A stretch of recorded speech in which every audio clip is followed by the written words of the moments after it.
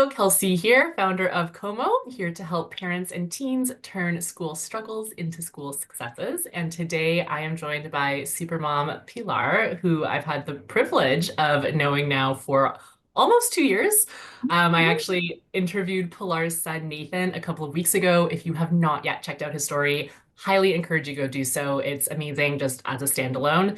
But it's always really interesting and extra insightful to get the teen perspective and the parent perspective, which we're getting today, on the learn how to learn journey and to really get a sense of like, what does it look like? What does it involve?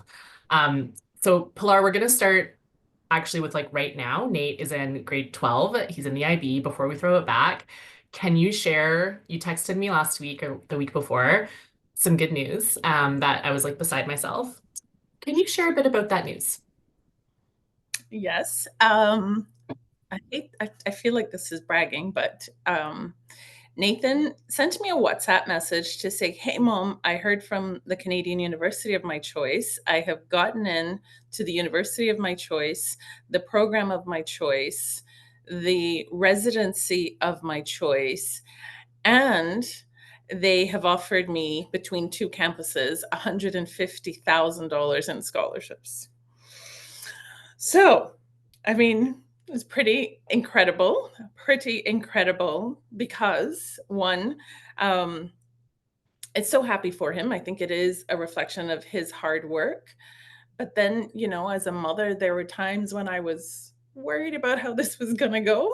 So to get that type of, I guess, to get that type of report card on how much work he has been doing these past few years is just wonderful, incredible. And as you know, in my message to you, I said a huge thank you to you, Kelsey. You might not want to start with this, but as a family, we owe a lot of this to you. Thank you, thank you, thank you. You've given him the skills that I'm really comfortable, not just this college acceptance, but he probably will do really, really well for years to come. Oh, Pilar, that is so kind. I'm super humbled, and I'm just so grateful to be a part of this journey. It's literally the best part of this work is things like this, and it's just so exciting. So, but you guys, so let's hold on, let's pause there because some parents might be watching this and being like, "Great, 6 figures in scholarships, and it's only the first offer." But he's in grade 12. Let's throw this back. Like Pilar, when he was in, end of middle school, starting high school, starting this IB program, were you always like, he'll get his first choice, he's going to get a ton of scholarship, I'm not worried about him at all? Like, what was your kind of experience with him as a student from the mom perspective? Well, I'll go back. Let me go back to, let's say, elementary. He was a very good student. He was good, well behaved. I mean, he was just a gentle, sweet person. So never had any concerns about behavior, did his work dutifully, got to middle school, the subjects became more interesting. He changed campuses, so he was enjoying it. But I think that by the time he was 14 or 15, he was almost on autopilot. He Mhm. got he got good grades, really good grades at his school, which was based on the British curriculum.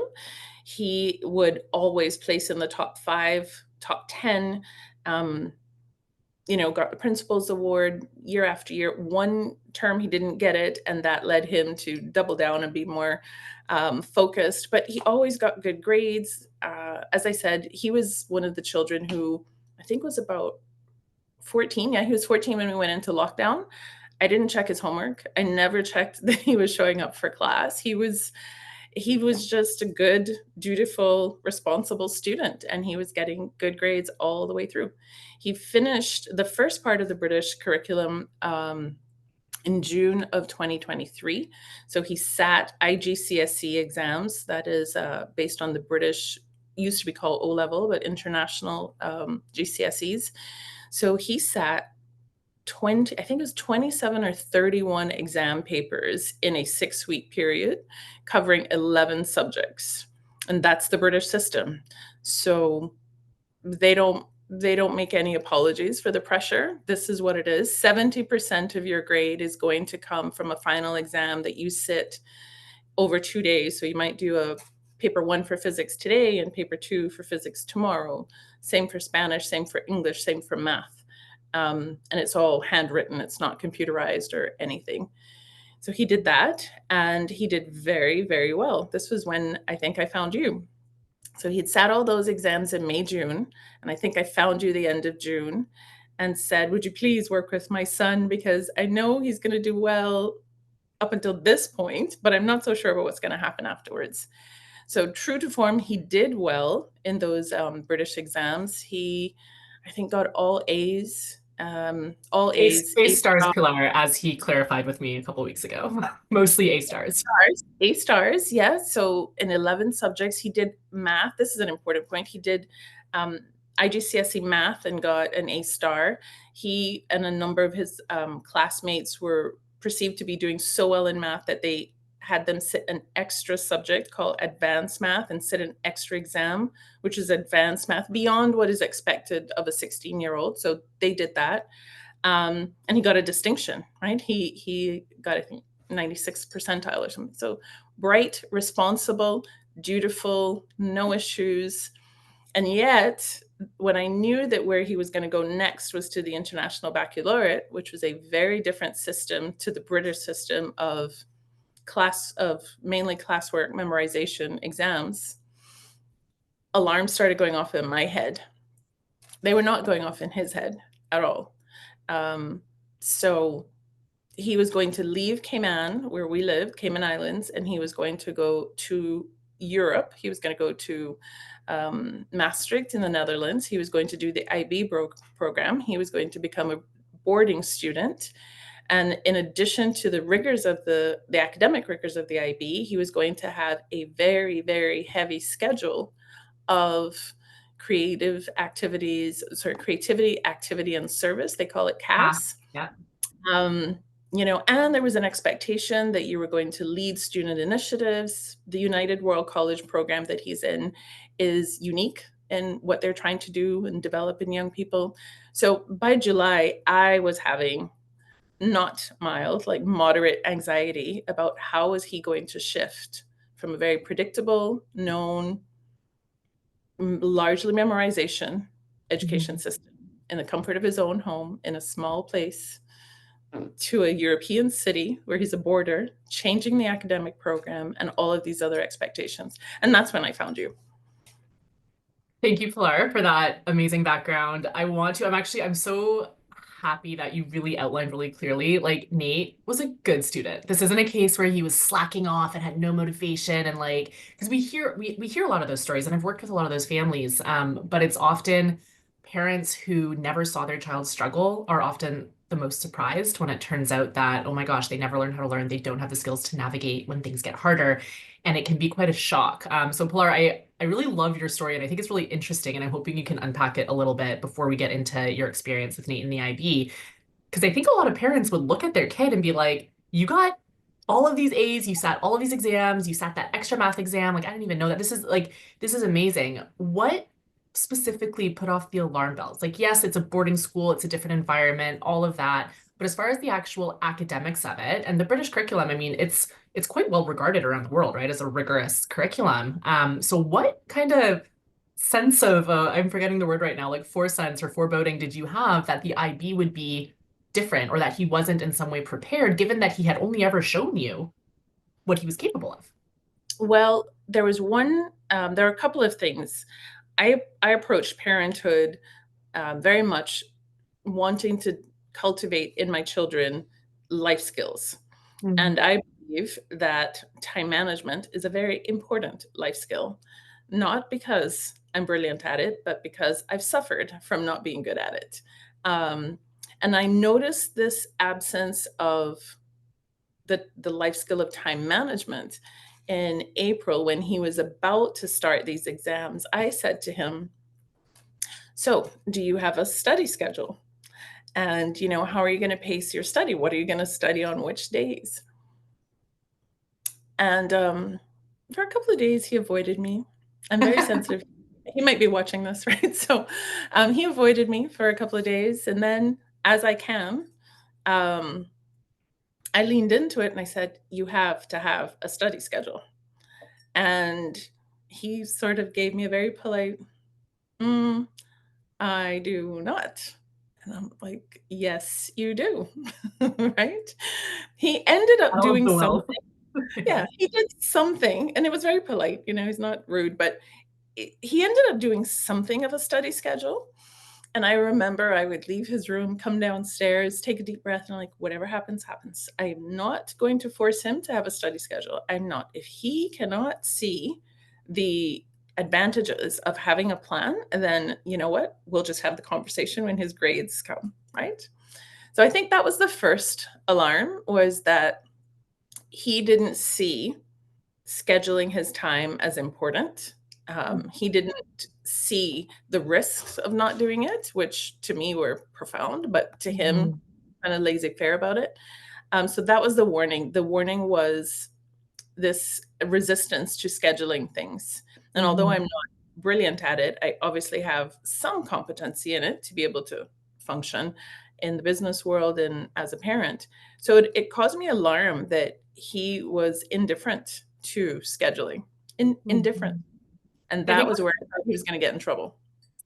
yeah, and that's a really great insight because I think two things. Number one, you guys, students can get really high grades the wrong way. Like because they're bright and because they get things quickly, it doesn't mean that they know how to learn and it doesn't mean that they have the skills to learn. So Pilar, I just think that's super prescient that you were able to pull that out. And also, I've got to call out your modesty here.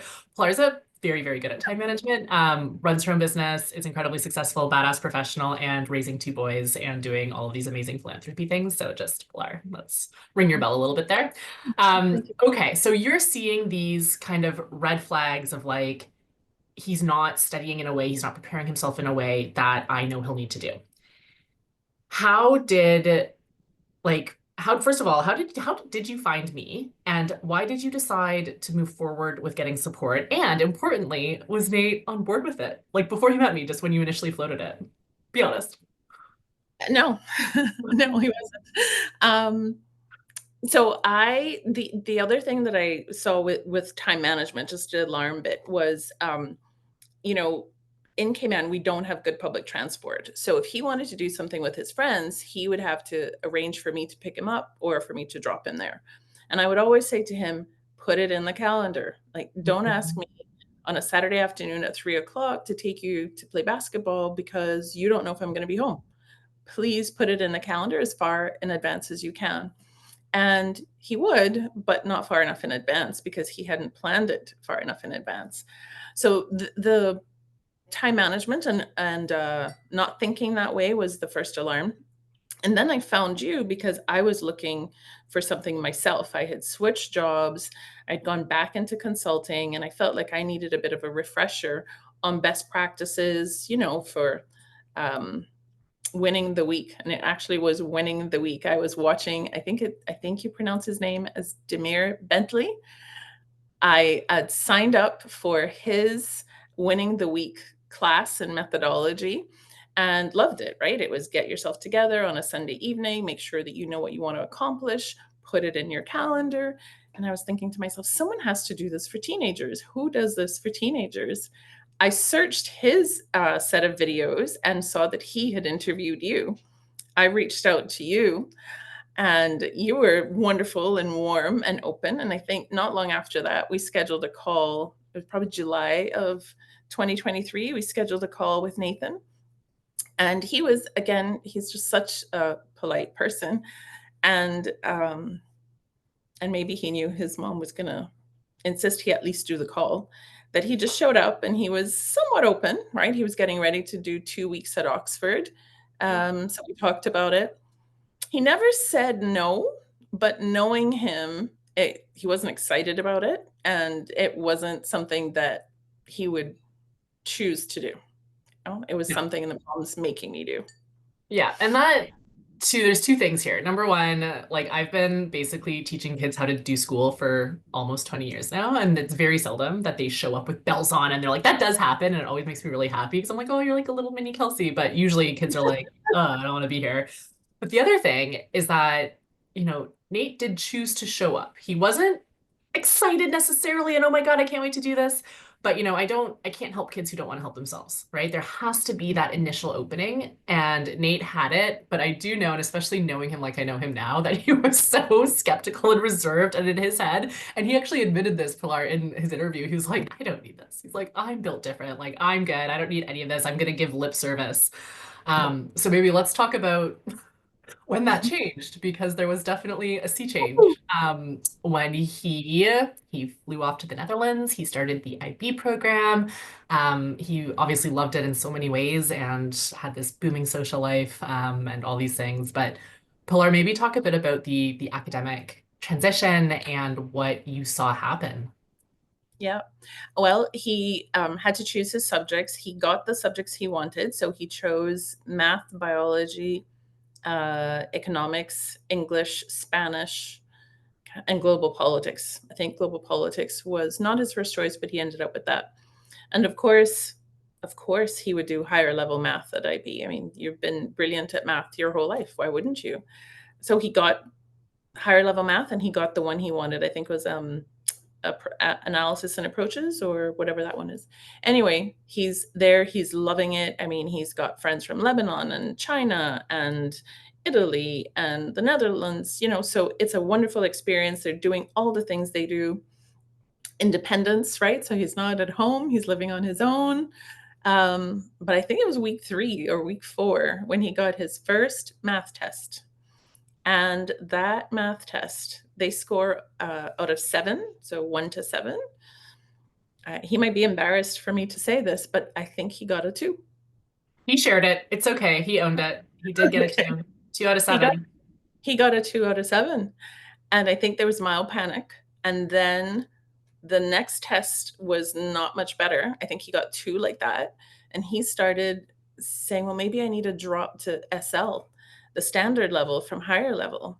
I'm all the way across the ocean, can't see him, talk to him once a week. And I'm absolutely not. What do you mean? This just means you're having too much fun. No, buckle down and get yourself sorted. You know how to do math. I look back on that now and realize that I didn't ask him how he was feeling. I didn't ask him how those grades made him feel. I concluded that he had gotten those grades because he wasn't focusing, because he wasn't putting enough time in. I didn't understand at that point that the way they teach math was so different to the way he had learned it all of his life. I didn't know that. It didn't occur to me, and I didn't ask him about his feelings, which is a parenting lesson for me. So he had to suffer through that class, I think, for the rest of that term. And I was offering him help. I think we found tutors for him. I'm saying we, meaning you and I, found tutors. We found online help for him, but it didn't seem to be working, and he seemed to be withdrawing a bit. And what really convinced me that something needed to change was when I got on the call with his then math teacher for the reporting session, which I think was October and November. I sat like this doing a virtual parent teacher with with a teacher who didn't know where he was from, like had the country wrong, and basically looked at me and said, well, if your child is willing to put an extra 5 to 7 hours in a week on math alone, he might get that 2 to a 4. But really, he shouldn't be here. And it was at that point where I guess mother instinct kicks in, which is I would never, ever, ask my child to make that type of investment with the teacher with that attitude, right? The teacher was basically saying, your child shouldn't be in my class, and he made the point he'd have to do it on his own. That's what the teacher said. That really made me realize that I will be torturing my child. And I don't give him excuses. It's not like he's, pampered and made to feel like rules don't apply to him. They do apply to him. One of my favorite expressions is suck it up, buttercup. But in this case, I just felt that I would be trying to plant him in the wrong environment. And so we quickly pivoted to, let's see if we can get you switched to standard, because there would be no point of having him lose his entire self-confidence in that environment over math. Yeah. Yeah. Yeah. And the math, you guys, and that's just one piece, right, of his transition journey. And I know the other subjects weren't necessarily as stark, but I do think that and kind of just zooming out to put math in context, the first term, and Pilar, correct me if I'm wrong here, because this is just from what I Mhm. remember, the first term was very much a bit of a shock to his system and to adjusting and to him realizing this is not GCSEs. This is a different ball game. And what I've done in the past to get such incredible academic success does not work in this environment. Does And not. yeah, and it was closer towards the end of the first term and the second term. I forget exactly when, but there was a turning point because I remember, again, I forget what call, but he showed up and he was like, calendar, studying. Like he was a lot more enthusiastic about let's implement some of the stuff that we've been talking about, but I'd been thinking not so much. Um, so outside of, and math, of course, but even outside of math, just all of his subjects, all of his grades, for you, that first term going into second term or even beyond, when did you see whether it was because Nate actually, and I shouldn't reference what he said because this is your interview. I can't help it though because it's still so fresh in my brain. Because Nate talked a lot about like mindset shifts leading to using different strategies, blah blah blah. But I'm curious from your perspective, like you said, you're not living with him, you're across the ocean. Um, what did you see? Like, what was that journey from him and you both realizing like this is a different ball game? And I'm like still outraged that that teacher said that to you. That's just absolutely insane. But getting a hold on, okay, this is the new reality. What did that look like going forward? Like, were you at him to being like, Nate, like, you've got to study more, you've got to do these things? Were you taking a step back and letting him figure it out? Like, what did that next step look like after you guys realized? Um, yeah, one additional thing. When you said zoom out, what I think was the arc over that first term was that there was a lot more volume in terms of his Mm, work deliverables. He did have homework before, but it wasn't fast and furious. The way it was in the IB. So he had assignments, he had project work, he had internal assessments, he had essays, and there were 3 or 4, deliverables every other week. So you could not take a week off. You just had to be organized enough to do your prep work, research, writing, submissions. I think the volume, math was, yes, that stark revelation, but the volume was totally different. And they didn't have hours to come home and study. They had to be doing all these other things. So time management was really important. I think it would have been um, in term two. mm, And I was not, I couldn't be on him. We spoke, we'd exchange messages during the week once in a while. But if you have a 17-year-old or 18-year-old in boarding school or university, they don't message very often. And it was a Sunday afternoon call that we would have every week. But I think by the time he got to term two and he came to the realization that it's not working, what he was doing mm, was not working. He was feeling stressed. He was not able to stay on top of it. And I could stay comfortably a step back because I had you, right? And so I think I've said this to you over 2 years that you saved my relationship with him because I didn't have to be um I didn't have to lecture. I didn't have to get upset. I could simply say, you have a resource. There is someone who can help you. Are you using that resource? And then you would give me a heads up if you thought, things were going well or if he couldn't make a call. But I can say that I could take that step back and trust because you were there. I don't know what it would have been like if you weren't there. I mean, I think at one point I said, you can always come home. which I'm sure he was like, oh my God. Um, Half an invitation and half a warning, right? It was, you can come yeah, home, you can go right back to the school that you left. But I yeah, would guess term two, and I guess that it was when because he's very proud. And I think that when he realized it wasn't working, he didn't like what he was getting in terms of his grades, and he didn't like how he was feeling. yeah. Yeah, so Pilar, I think you highlighted two things that I want to spotlight. Number one, the time frame between when Pilar, like summer of let's say 2023, when she's like, "Hey, do you have a study schedule of these things?" And Nate's like, no, like I'm good, like blah blah blah. To, whatever that is, 8 months later or so, when he starts to then see for himself, because I think Pilar, a lot of times, not I think I've seen this with a lot of parents get really frustrated with like he doesn't think that there's a problem, but I see the writing on the wall. I know that they're going to be struggling, or maybe they're struggling already, but they're not there. And it can be so tough and frustrating. But what you have to remember is they're so young, they have so much runway still ahead of them. And waiting, having just that bit of patience and bit of compassion for yourself and giving them space, right, to come to the realization on their own is worth its weight in gold. Because there's nothing you can say, there's nothing I can say, there's nothing anybody can say that compares to that internal realization of I need to do something different. It doesn't, there's nothing similar. There's nothing comparable, rather. Actually, so it's been a year. He was at his probably his toughest point this time last year, January to March last year. And I did watch his video. I watched his the entire video that he did with you, interview that he did with you. And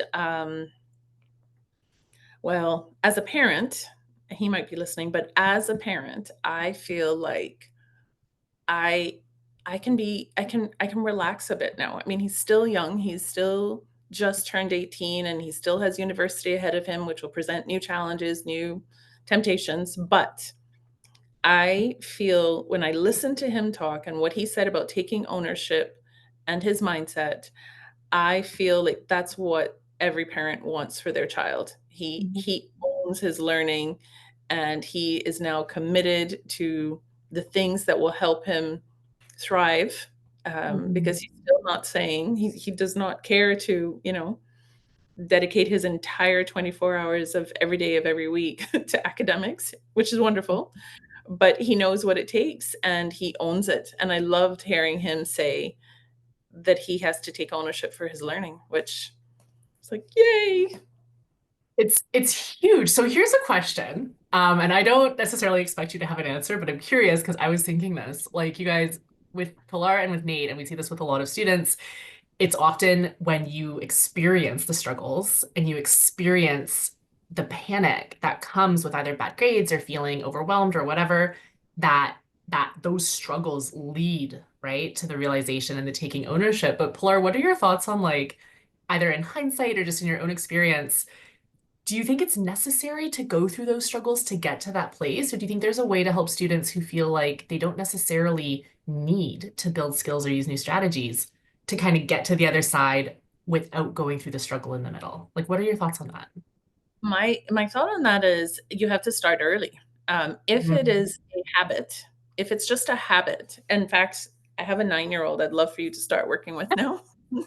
Because that's what I think will be and he's a different child. He is not as stoic and laid back as Nathan. Like he feels his losses much more deeply. They shake his confidence in a way that if they shook Nathan's confidence, he didn't say it, but Nico tells you, that he'll want to give up something if he doesn't do it well. So I think the way to have it be embedded in the psyche of the student or in their daily life is to start early. It's programming that this is the way you do it before they get set in their other habits, because then there's nothing to break or nothing to unlearn. That would be my take. That's what I would do differently with my second son. I love that answer so much, Paula. I think that's super insightful. And also, if you're, obviously younger, great, 9 years old is quite young. But you guys, if you're listening and like your kid is in grade 8, grade 9, even grade 11, like what's that saying? Pilar, you're gonna laugh at me because it's like so cliche, but I think it's so true. The best time to start was yesterday. The second best time to start was today. Yeah. I don't want you to be thinking like I'm working with college kids right now, right? If a kid is open to learning how to learn, it's never too late. But yeah, ideally to just kind of sidestep all of the struggles and hardship, making it the norm from a young age. And that's what I think. I mean, I'm just low key working to make that happen in schools around the world, but that's a whole other thing. Oh Okay, yeah. Okay. yeah, low I key. would you I mean, we talked about the calendar a lot, but when you and I were first talking about working together, you said there were 5 things that you help students with, right? So executive function, communication, um, time management. What were the other 2, Kelsey? Critical thinking and metacognition. And metacognition, right. So I think Nathan also through this process with you learned to be a better communicator because he would not understand something or he would not have clarity on what the teacher expected. And his tendency was just to stay quiet and wing it or stay quiet and take a risk. And you would push him to say, no, you have to just write an email to the teacher, ask for clarification. And those communication skills will help him long after IB. Yeah. So that's what I bring that up because I think that if you can start to embed the critical thinking, embed the planning, embed the communication, students will also avoid a fair amount of stress and angst.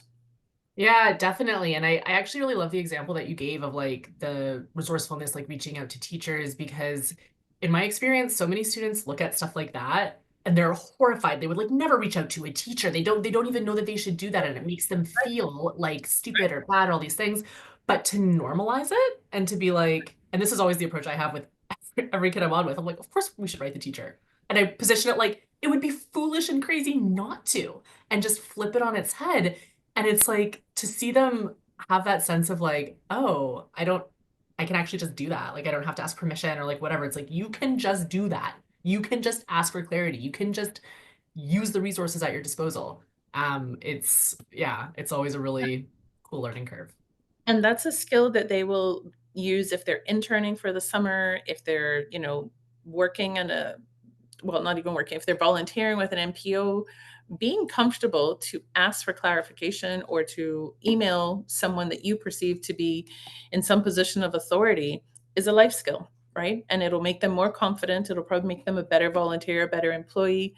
So I remember the skills, and that's one. The communication was one that, because he was quiet, he typically didn't want to take the initiative and start communication.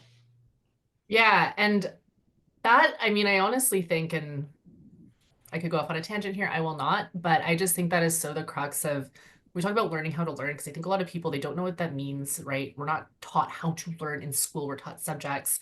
But even that, knowing learning starts with often not knowing something and not having your ego be like, you're stupid. Why don't you get it right away? You need to figure it out. You should be smarter, blah, blah, blah. But to be like, oh, what a great opportunity to ask for clarification and to have it not be a big deal and to have it not cause this internal strife or drama. It really does go so far, just even outside of school in life, etc. But let's get back to this. I wanted to touch on one other thing, Pilar, that you shared. And this is, I don't know actually if you struggled with this or not, but you mentioned, that you had stepped back. I was kind of working with him and you had that trust that there was that support going on. Um, a lot of parents feel like they are failures for not being able to help their child. I think that's so bananas because it's like, how could you be expected to be a learning specialist and this and that, blah, blah, blah. But did you struggle with that at all? Or for you, was it a no-brainer to be like, I'm not doing this. I'll bring somebody else in for external support. Like, what was that like for you? Um, well, I read this book when Nathan was 1 or 2 years old. I forget the author's name. He was Australian, and I think, was an anthropologist. But he gave these sort of general references that 0 to 7, children need their mom. 7 to 13, they want their dad. As boys, sorry, 0 to 7, mom. 7 to 13, they really need dad. And then 13 and beyond, the best thing parents can do is to create a circle of adults for them that they can go to because from 13 on, they don't really want their parents, but you shouldn't leave them to find whoever they wanted. And so I'd sort of had that in the back of my mind that I would always say to him, listen, there are going to be things that I'm not the right person for you to talk to. You can talk to Uncle Mike or you can talk to this one. And finding you was in that space. I didn't feel that even if I had the skills, which I did not, but even if I had them, I didn't feel that he wanted to hear them from me. The opportunity for me to influence or do some of the programming of mindset and skill set was earlier. We get to 16, I wasn't going to be able to do that easily without it being fraught with tension and frustration and resentment from mainly from him to me, frustration me to him. So having found you or going looking for someone like you and then finding you in particular was part of that philosophy that I need to have those people around.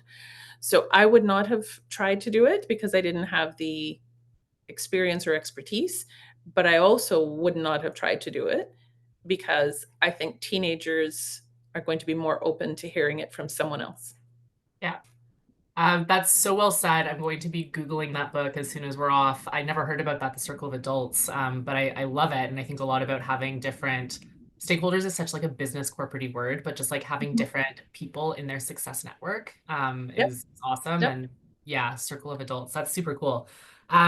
Okay, so let's then move forward, and we're gonna wrap up in kind of Nate's and Pilar's final stage here. But essentially, Pilar, so he goes from I'm good to oh my God, this is so much harder and I need to do things different. Realizing that using, you mentioned the calendar and getting resourceful and improving communication, all these things. Was there anything else in that learning phase specifically of him kind of getting this system in place for himself and figuring out what he needed to do to actually learn to his potential, right, in this environment?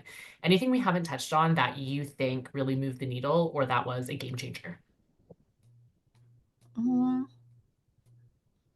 I mean, you're not quitting on him because I'm sure he rescheduled calls for a number of times, right?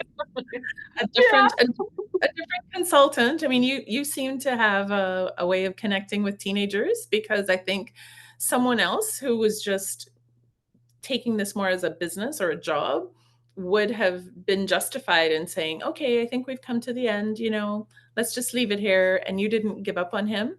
And you definitely have a way with teenagers. I mean, we met you for the first time a year into it, right? When we came to Person. Yeah, in real yep, life. Crazy. yeah, and who you are in person is who you are on camera and all the video calls because you could just see him warming up to you then in person. So I can't think of anything else, Kelsey. If there's something I'm forgetting, remind me. Um, I maybe mean, did the university application process do anything for him? that was a big one. I think first of all, two things. Okay, the university one, yeah, that was really interesting. And I was actually it was really cool to see him go through that process because, and he was the one who told me, he's like, man, those like the steps that I used to like do essays, I'm kind of just like using those, like the exact same skills and strategies for the college assignment. Oh, like managing all my applications, I'm using the same scoping and planning as I did for my work. It's always really awesome to see students realize this stuff that how to manage your work, how to learn. It literally is not just for schoolwork. Schoolwork is the vehicle. We use schoolwork because you go to school every day. It's there. All of your tests and assignments, let's use them to build your skills.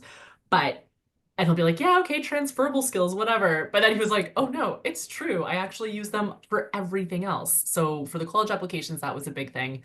I do think, and Pilar, you mentioned this, but I think just to frame it properly, we talk a lot about the importance of like a lot of very well-intentioned parents are highly involved in their kids' work and they're checking their platform a bunch of times a day and they're nagging at them every night. And I hate the word nagging, but it is what it is. Like that's what happens. And we say in my experience, there's literally three scenarios that happen.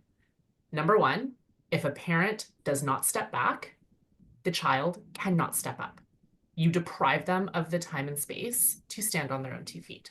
Number two, though, and we see this all the time, if a parent steps back without giving their child the tools to stand on their own 2 feet, it's a disaster. And that's when they're like, I stepped back and the late work piled up and they didn't get anything done and they procrastinated. It's like, yeah, because you stepped back, but you didn't give them the tools to help themselves. And the third scenario, which is Pilar, I think what you embody, and this is what I would wish for every family to be able to have happen, is that you step back, you give your child the tools to learn for themselves, you give them space, even if it's hard, because it's not usually linear. There's going to be, peaks and valleys and whatever, but you give them that space to figure out what tools they want to use and how to use them. So I think the big thing that at least I would call out in kind of this journey and the success, ultimately that he's having and that I'm sure he'll continue to have at university is you. You you did an amazing job of stepping back, of giving him the tools, of being supportive and encouraging, and all the rest of that. And yeah, I don't know if you recognize that sufficiently. Okay, moving right along now. Refreshing, glossing Okay, over. thank you. I will say that he is on what would be reading week or March break, right? And a lot of sort of the Western world, and he has chosen not to travel. He stayed on campus where with many of his friends, but because he worked so hard last summer when he was off, he had all of these assignments. He was using his scoping and planning, scheduling, and he worked. He didn't really have a summer off. He had a week's trip to go look at universities that he didn't do any work, but the rest of the time he worked. And that Christmas, he worked. He had 2 weeks off and he was working 6 to 7 hours a day of that entire 2 week break. He might have had 3 days off out of a 2 week break. And I know it didn't feel comfortable, right? So he was slogging away, and I just kept saying, I'd bring him a snack or say I'd made dinner. I was trying to be very, very supportive and assuring him that it would pay off. I said, I know it's hard right now. All your friends are out, they're going to the beach and they're playing basketball and playing video games. It will pay off. This entire week that he's had off, his friends are head down, unable to take time off because they are now in that final sprint to get assignments done before they go off on study break. And he's on a bike around the Netherlands, right? He is going to see a jazz concert in another city. And so I said, how do you feel? Like, I asked him, I said, do you feel like all of that work paid off, or would you prefer to have time off at Christmas and summer and then be doing what your friends are doing now, which is they're not being able to enjoy the week? And he goes, oh, no question. Which means he would do it again. Like, he will make the sacrifice again, even when no one else is doing it, so that he can have this reward later. He is able to get a break in a way that unfortunately they won't get a break, right? They'll be head down working, doing assignments, and then going right into studying. Yeah. Whereas And he's then had the a nice finals. week break. Yeah. And that's pretty grueling too, but he's had a nice week-long break. Yeah, that's absolutely fantastic, Pilar. I have two more questions with you, if that's okay. I'm looking at our time. Okay, first question. Is there any one thing in particular, whether it's a mindset, a strategy, or like just anything in particular that you either had to learn or unlearn that you feel played either the most or one of the most critical factors kind of in this journey and to getting Nate to where he is today and to getting you to feeling like job well done, mama, today? Unlearn or learn? Um, well, I think you really helped me understand that this wasn't his willingness or unwillingness to do something he had never been taught. And somehow, without thinking about it, I assumed he knew. When you unpack it, you're like, well, why would you assume he knew? He was never taught to learn. He was never taught time management. He was never taught. So that point that you make, which is they are taught subjects, they are not taught the skills, was a big eye opener for me. It gave me the space to be much more open minded and patient. Um, and you see it, in the working world, you see when people are very bright, but they don't know how to manage their time. Or they're very bright, but they don't know how to think critically about all the work that they have to do and how are they going to prioritize that. So looking back on it, it was a ludicrous assumption to have, but I had it and I had to unlearn that to make space for everything else. Yeah, that's they realize like just recognizing skills are built, not born, and you don't magically wake up at 16 or 18 or 23 or 33 with the skills, right? You have to practice them. That's awesome, Pilar. And then last but not least, and I think you've already shared so many words of wisdom like that are so valuable for so many parents, but do you have any final words of wisdom that you would offer to parents whose kids might be struggling right now, or who, parents who know that their kids don't have these skills, but maybe their kid isn't open to wanting to learn them? Like, any words of My wisdom for that? Yeah, words of wisdom would be to empathize first. Don't judge, empathize. It's hard. It is hard. Um, and don't beat yourself up as a parent. So empathize with your child. Um, identify with their feelings. Just identify with the feeling, as hard as it is, and be there for them so that they trust you. If they trust you, I think it gets easier. Um, don't beat yourself up as a parent. Most people had to do other things as well as parent, right? You had to work and provide for your family and you had other things. And then the third thing would be to find the resources, you know, find the resources. And the other thing, last thing, is I would encourage parents who have children in school systems to advocate for the school systems bringing in skills-based training early, early, early. Love that. Yes, just gonna clip that last part and blast it from the rooftops. That's awesome. Pilar, thank you so much for coming on to share your story. So appreciate it. And I know so much of what you shared will resonate with so many parents. So thank you, thank you, thank you. Um, Everybody else, we will see you on the next video. Take care of yourselves, take care of each other. Bye, guys. Thank you, Kelsey.